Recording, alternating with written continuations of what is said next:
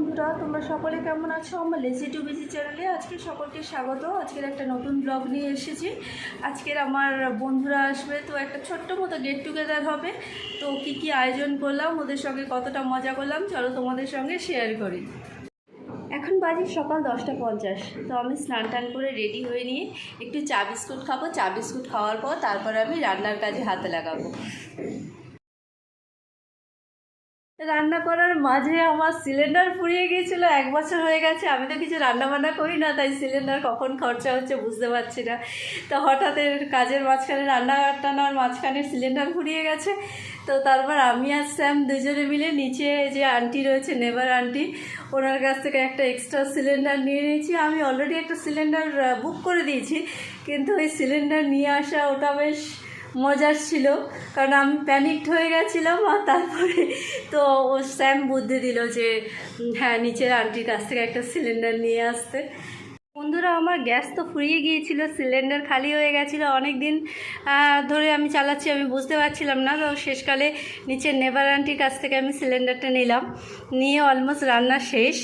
রান্নাতে কষা মাংস একটু হয়েছে, একটু,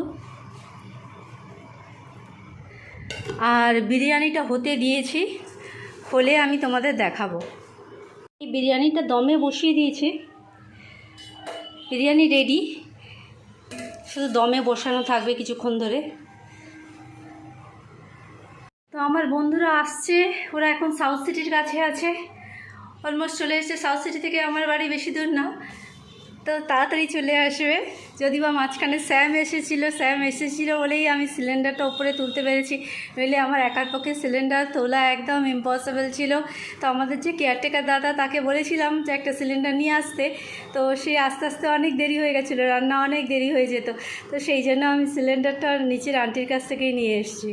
স্যালাডের জন্য জিনিসপত্র রেডি করে ফেলেছি। শসা নিচ্ছি, একটা টমেটো নিচ্ছি, পেঁয়াজ নেই আমার কাছে, পেঁয়াজগুলো সব চিকেনে দিয়ে দিয়েছি, আর একটা গন্ধরাজ লেবু নিয়েছি। তো এই দিয়ে আমি স্যালাডটা বানাবো। বন্ধুরা, স্যালাড রেডি হয়ে গেছে, সমস্ত কাটাকাটি করে আমি মোটামুটি রেডি করে ফেলেছি। শসা, টমেটো আর একটু গন্ধরাজ লেবু।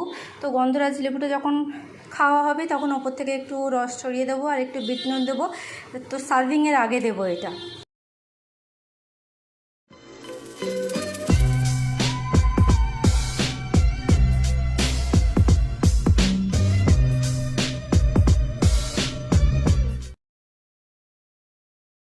ছিল তো বিকেলের জন্য শরবত বানিয়েছি, ঘোল বানিয়েছি, দইয়ের ঘোল, একটু গন্ধরাজ লেবু দিয়ে। তো আমাদের সন্ধ্যে স্ন্যাক্স ছিল চিকেন কাবাব। তো দুরকম চিকেন কাবাব আমার বানাবার ইচ্ছে ছিল, তো আপাতত একরকম হচ্ছে, বৃষ্টি পড়ে যাচ্ছে, বন্ধুদের বাড়ি ফেরার তাড়া আছে, তো সেই জন্য একরকমই কাবাব বানানো হলো। আর এরপর ওরা বাড়ি যাবে, কিছুটা অল্পই আয়োজন হলো, বেশি কিছু করতে পারলাম না। সব শেষে ছিল আইসক্রিম, তো আমরা আইসক্রিম দিয়ে শেষ করলাম আমাদের গেট টুগেদারটা। তো সকলে ভালো থেকো, আবার নেক্সট ভিডিওতে দেখা হবে।